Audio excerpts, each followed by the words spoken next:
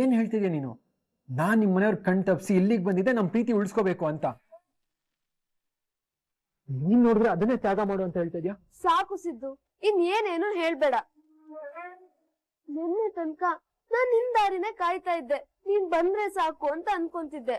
In fact ನಿನ್ ಮೇಲೆ ತುಂಬಾನೇ ನಂಬಿಕೆ ಇತ್ತು.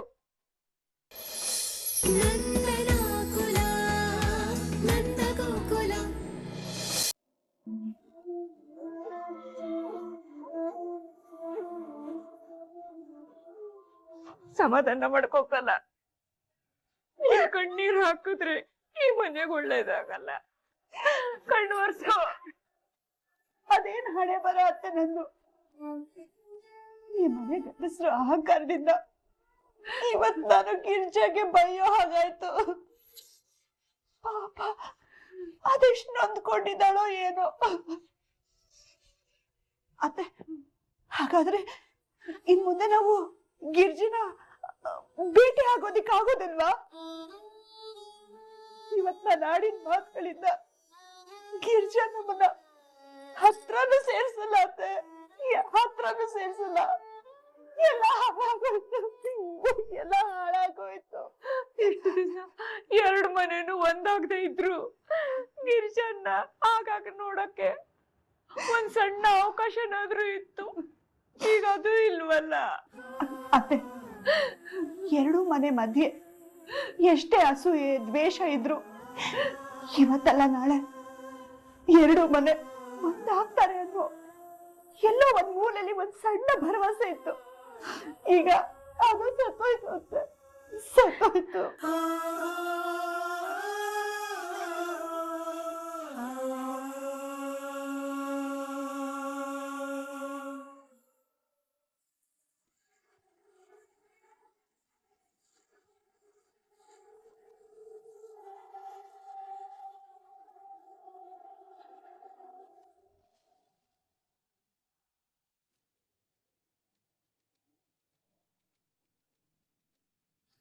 ಇಷ್ಟು ದೊಡ್ಡ ಮನೆಯಲ್ಲಿ ಅಮೂಲ್ಯನ್ ರೂಮ್ ಎಲ್ಲಿದೆ ಗುರು? ಅಲ್ಲಿಗೆ ಹೋಗೋದು ಹೇಗೆ?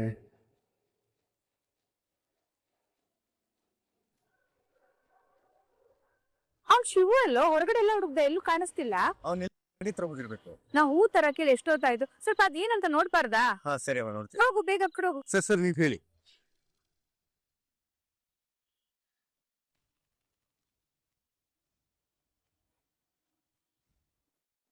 ಇವನ್ ಎಲ್ಲೂ ನೋಡ್ದಂಗಿದ್ಯಲ್ಲ.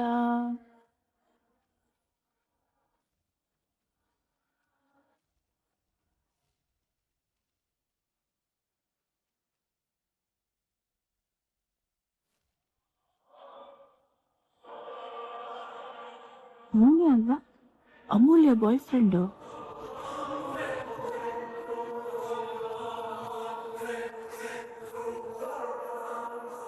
ಏ ಹುಡ್ಗ, ಬಾಯ್ಲಿ. ಬಾಯ್ಲಿ. ಏ ಅದೇನ್ ಕರಿತಾವ್ ನೋಡಪ್ಪ, ಹೋಗಿ.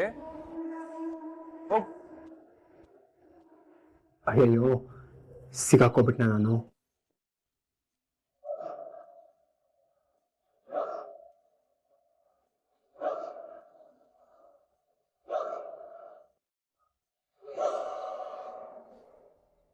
ಹತ್ತಿರ ಅಲಕಾನಂದ, ಏನ್ ನನ್ನ ಮುದ್ದಿನ ಶಶಿ, 8 ಗಂಟೆ ಆಯ್ತು, ಹೊಟ್ಟೆ ಕವ ಅಂತ ಇದೆ. ಇನ್ನು ಯಾವಾಗ ಅಡಿಗೆ ಮಾಡಾಕ ನನಗೆ? ಏನ್ ಮಾವ ನಿನ್ ರಗ್ಳೆ, ಇವಾಗಷ್ಟೇ ಓದ್ ಮುಗಿಸ್ಕೊಂಡ್ ಕಿಚನ್ ಕಡೆ ಬಂದಿದ್ದೀನಿ. ಇಷ್ಟು ಕಷ್ಟಪಟ್ಟು ಬೆವ್ರು ಸುರಿಸಿ ಅಡಿಗೆ ಮಾಡ್ತಿದ್ರೆ ಹೊಟ್ಟೆ ಹಸಿವಂತೆ. ನಿಲ್ಲು 5 ನಿಮಿಷ. ಆಯ್ತಾಯ್ತು.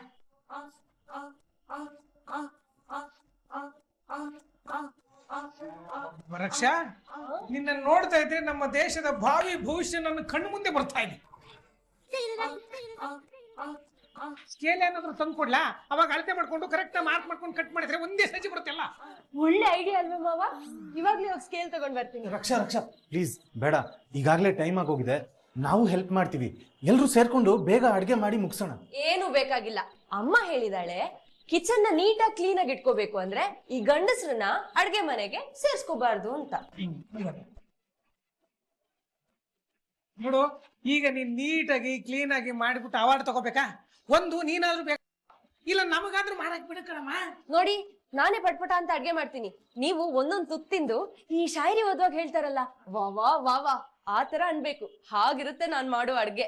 ನೀನು ನಮ್ಮ ಮೇಲೆ ಏನಾದ್ರೂ ಪ್ರಯೋಗ ಮಾಡ್ಬೇಕು ಅಂತಿದ್ರೆ ದಯವಿಟ್ಟು ಮಾಡಬೇಡ. ಯಾಕಂದ್ರೆ ನೀನು ಪ್ರಯೋಗ ಮಾಡೋದಕ್ಕೆ ನಾವು ಮಂಗಗಳು ಮುಂಗುಸಿಗಳು ಅಲ್ಲ, ನೆನ್ಪಿಟ್ಕೋ. ನೀನು ನಮ್ಗೆ ಅನ್ನ ಮೊಸರು ಬಡಿಸಿದ್ರು ಪರವಾಗಿಲ್ಲ, ಆದ್ರೆ ಈ ಮೊಬೈಲ್ ನೋಡ್ಕೊಂಡು ಏನೇನೋ ಎಕ್ಸ್ಪೆರಿಮೆಂಟ್ ನಮ್ಮಲ್ಲಿ ಮಾಡಕ್ ಹೋಗ್ಬೇಡ ಪ್ಲೀಸ್. ನೋಡಿ, ನಿಮ್ಮಿಂದ ನನ್ನ 5 ನಿಮಿಷ ವೇಸ್ಟ್ ಆಯ್ತು. ಇವಾಗ ಇಲ್ಲಿಂದ ಹೊರಗಡೆ ಹೋಗಿ. ಹೊರಗಡೆ ಹೋಗಿ. ಆಯ್ತಾಯ್ತು, ಇದು ಲೇಡಿ ಫಿಂಗರ್ ಕಟ್ ಮಾಡಕ್ಕಿರೋದು, ಮೆನ್ಸ್ ಫಿಂಗರ್ ಅಲ್ಲ. ನಡಿಯಪ್ಪ, ಹಿಂಗೆ ಮಾಡ್ತಿದ್ರೆ ತರಕಾರಿ ಕಟ್ ಮಾಡ್ಬೋದು, ನಾವನ್ ಕಟ್ ಮಾಡ್ಬಿಡ್ತಾಳೆ.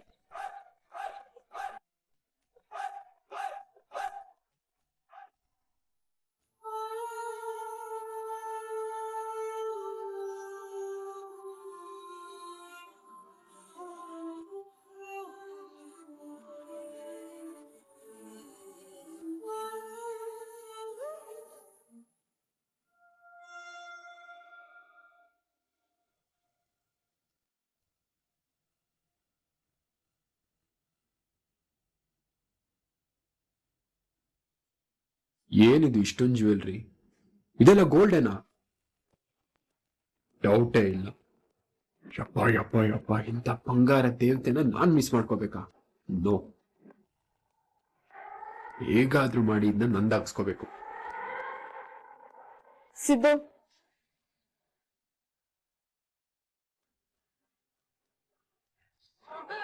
ಹೇಳು ಅಮ್ಮು. ನನ್ ಬ್ರೇಕಪ್ ಅಂತ ಹೇಳಿದ್ಮೇಲೂ ಯಾಕೆ ಇಲ್ಲಿಗೆ ಬಂದೆ? ಯಾಕಂದ್ರೆ ನಾನು ನಿನ್ನ ಪ್ರೀತಿಸ್ತೀನಿ ಅಮ್ಮು. ನೀನ್ ಬೇಕು, ಅದಕ್ಕೆ ಎಷ್ಟು ರಿಸ್ಕ್ ಅಂತ ಗೊತ್ತಿದ್ರು ನಾನು ಬಂದಿದ್ದು. ಈ ಜವಾಬ್ದಾರಿ ನಿಂಗೆ ಮೊದ್ಲೇ ಇದ್ದಿದ್ರೆ ಹೇಗೋ ಮಾಡಿ ನಮ್ಮ ಅಪ್ಪನ ಹತ್ರ ಬಂದು ನಮ್ ಪ್ರೀತಿ ವಿಷಯನ ಸೂಕ್ಷ್ಮವಾಗಿ ಹೇಳಿ ಅವ್ರ ಕೈ ಕಾಲ್ ಹಿಡಿದು ಅರ್ಥ ಮಾಡಿಸ್ಬೋದಿತ್ತು ಸಿದ್ದು. ಆದ್ರೆ ಈಗ ತುಂಬಾ ಲೇಟ್ ಆಗಿದೆ. ದಿನೇ ದಿನೇ ನಮ್ಮ ಅಪ್ಪಂಗೆ ಈ ಮದ್ವೆ ಮೇಲಿನ ಆಸೆ ಜಾಸ್ತಿ ಆಗ್ತಾ ಇದೆ. ಇನ್ನು ಅವ್ರಿಗೆ ಯಾವ್ದೇ ಕಾರಣಕ್ಕೂ ನೋವು ಕೊಡಕ್ಕೆ ನಂಗೆ ಇಷ್ಟ ಇಲ್ಲ ಸಿದ್ದು. ನೀನ್ ನನ್ನ ನಿಜವಾಗ್ಲೂ ಪ್ರೀತಿ ಮಾಡ್ತಿದ್ಯಾ ಅಲ್ವಾ ಸಿದ್ದು? ನನ್ ಪ್ರಾಣನಾದ್ರೂ ತ್ಯಾಗ ಮಾಡ್ತೀನಿ. ಪ್ರಾಣ ಬೇಡ, ನಿನ್ನ ಪ್ರೀತಿನ ತ್ಯಾಗ ಮಾಡು ಸಾಕು.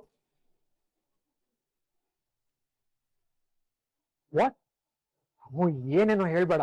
ಸಾಕು ಸಿದ್ದು, ನಮ್ ಪ್ರೀತಿ ಮುಗ್ದೋಗಿರೋ ಚಾಪ್ಟರ್. ನನ್ನನ್ನ ಮರ್ತ್ ಬಿಡು. ನಮ್ಮ ಅಪ್ಪ ನಮ್ ಕುಟುಂಬ ದ್ರೋಹ ಮನಸ್ಥಿತಿಲಿ ನಾನಿಲ್ಲ ಸಿದ್ದು. ನಾನು ಅವ್ರು ತೋರ್ಸಿರೋ ಹುಡ್ಗನೇ ಮದ್ವೆ ಆಗ್ತೀನಿ ಸಿದ್ದು. ಸಿಕ್ಕಿದ್ ಬರೀ ಕಣ್ಣೀರ್ಸಿದ್ದು. ಆದ್ರೆ ನಮ್ಮ ಅಪ್ಪ ನನ್ ಮೇಲೆ ಇಟ್ಟಿರೋ ನಂಬಿಕೆಗ್ ಬದಲಾಗಿ ನಾನು ಅವ್ರ ಕಣ್ಣಲ್ಲಿ ನೀರ್ ಹಾಕ್ಸಕ್ ಇಷ್ಟ ಪಡಲ್ಲ ಸಿದ್ದು. ನಾನು ಅವ್ರು ತೋರ್ಸಿರೋ ಹುಡ್ಗನೇ ಮದ್ವೆ ಆಗ್ತೀನಿ.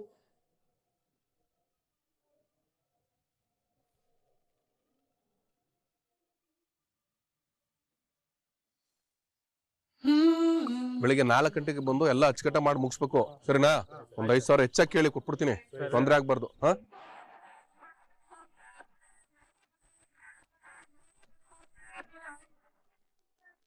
ಹೇಯ್,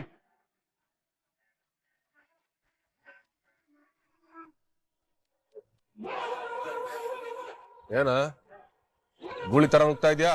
ಯಾಕೆ ನುಗ್ಬಾರ್ದು? ನಮ್ಮನೆಗೆ ನಾನು ಹೋಗೋದಕ್ಕೆ ಅದಕ್ಕೇನ್ ಭಯ? ಯಾಕೆ ನುಗ್ಗಬಾರ್ದ?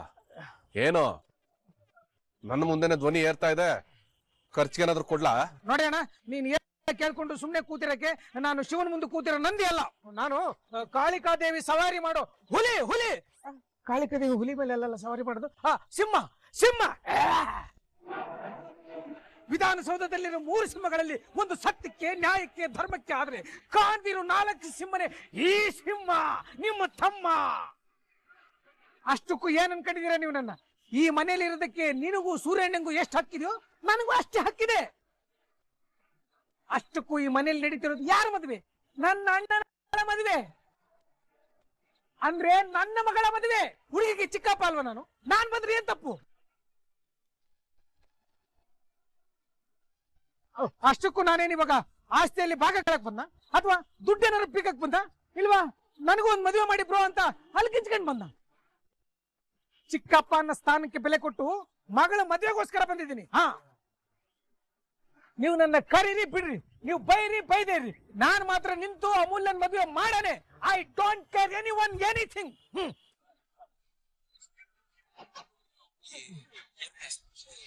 ಅಪ್ಪ, ಅಣ್ಣ ಎದ್ರಕೊಂಡ್ಬಿಟ್ಟ ಅನ್ಸುತ್ತೆ. ಇಷ್ಟೆಲ್ಲ ನಾನೇ ಮಾತಾಡಿದ್ದು, ನನ್ಗೆಲ್ಲಿಂದ ಬಂತಿ ಧೈರ್ಯ?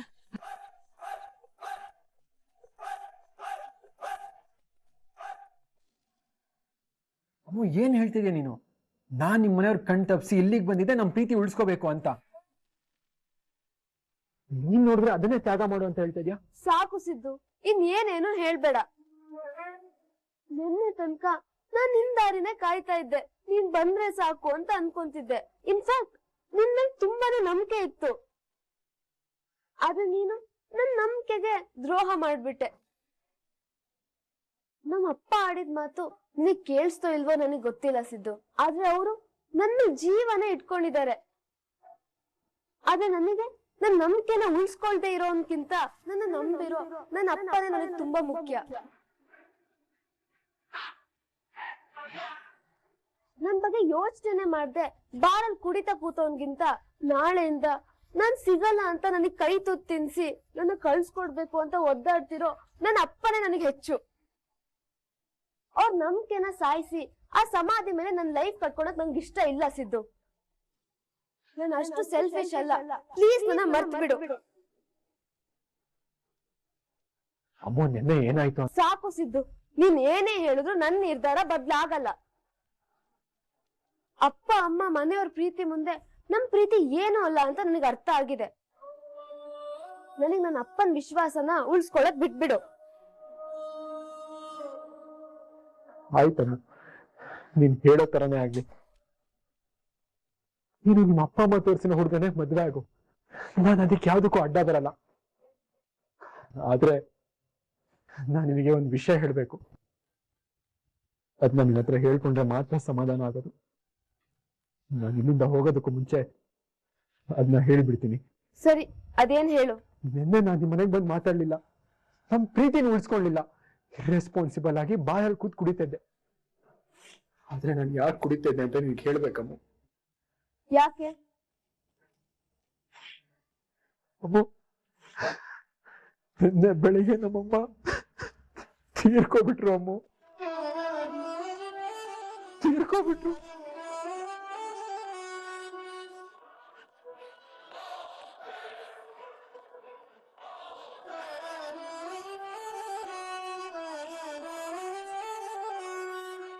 ನಮ್ಮಮ್ಮನ ಅಂತ್ಯ ಸಂಸ್ಕಾರ ಮುಗಿಸಿ ಮುಂದೆ ಏನ್ ಮಾಡ್ಬೇಕು ಅಂತ ದಿಕ್ಕೇ ತೋಚದೆ ನಾನು ಕುಡಿತಾ ಕೂತ್ಬಿಟ್ಟೆ. ಅಯ್ಯೋ ದೇವ್ರೆ, ಅಮ್ಮ ತೀರ್ಕೊಂಡ್ರು ಅಂತ ನನಗೆ ಯಾಕೋ ಹೇಳಿಲ್ಲ ಸಿದ್ದು. ನನ್ ಪರಿಸ್ಥಿತಿನ ಅರ್ಥ ಮಾಡ್ಕೊ, ಈಗೆಲ್ಲ ಅಳ್ಬೇಡ. ಬೇಡ ಅಮ್ಮ, ಪ್ಲೀಸ್ ನನ್ನ ಸಮಾಧಾನ ಮಾಡ್ಬೇಡ. ಈಗ ಬರೋ ಕಣ್ಣೀರನ್ನ ಒರೆಸೋದಕ್ಕೆ ನೀನಿದ್ಯಾ, ಆದ್ರೆ ನಾಳೆ ನಾನು ಒಂಟಿಯಾಗಿರ್ತೀನಲ್ಲ, ಆಗ ಬರೋ ಕಣ್ಣೀರನ್ನ ಯಾರು ಒರೆಸ್ತಾರೆ? ನೀನು ಇರಲ್ವಲ್ಲ ಅಮ್ಮ ನನ್ ಜೊತೆ.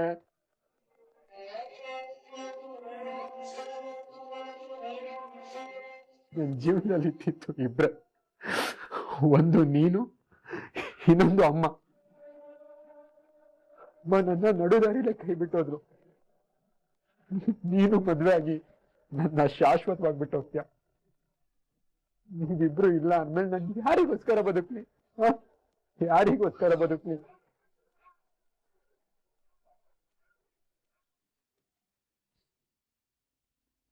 ಅದಕ್ಕೆ ನಾನು ಸತ್ತೋಗೋಣ ಅಂತ ಇದ್ದೀನಿ.